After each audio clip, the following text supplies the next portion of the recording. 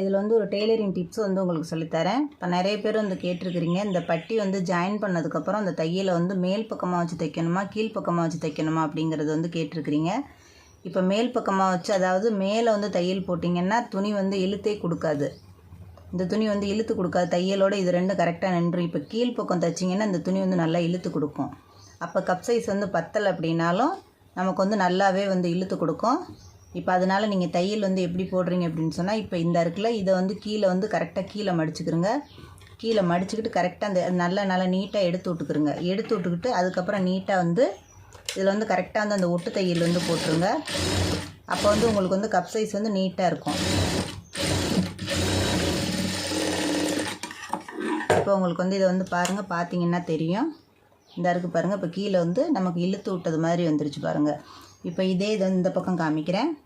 இப்போ இதே இது வந்து இந்த இருக்குது பாருங்கள். இதை வந்து இந்த மேல் பக்கமாக போட்டிங்க அப்படின்னா இப்போ இதில் 1/4 இன்ச்சு துணி வந்து மேலவே போயிடும், நமக்கு வந்து இழுக்காது. அதாவது இந்த பக்கம் மேலே வந்து மேலே தான் தூக்கிக்கிட்டு போகும்.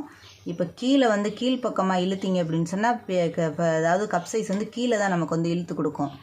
எப்போவுமே கப் சைஸ் வந்து மேல் நோக்கி வந்து போகக்கூடாது, கீழ் பக்கமாக தான் வரணும். கீழே தான் வந்து இழுத்து கொடுக்கணும். அதனால என்ன பண்ணுவீங்க, நல்லா நீட்டாக எடுத்து விட்டுட்டு இப்போ இதை வந்து கரெக்டாக ஒட்டு தையல் வந்து இப்போ இதில் வந்து கரெக்டாக அதில் வந்து தையல் வந்து அதில் போட்டுருங்க. இப்போ இதில் நீங்கள் நல்லா இழுத்து இன்னும் போடணும் அப்படின்னா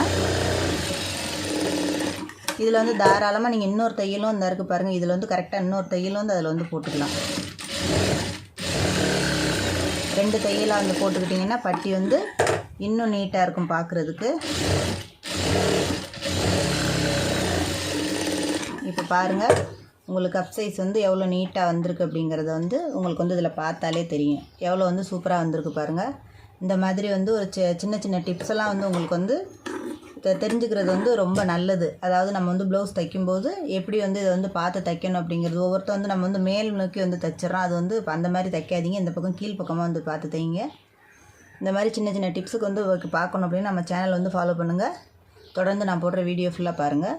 வீடியோ பிடிச்சிருந்துச்சுன்னா லைக் பண்ணுங்கள். டவுட் ஏதாவது வந்தால் கமெண்ட் பண்ணுங்கள்.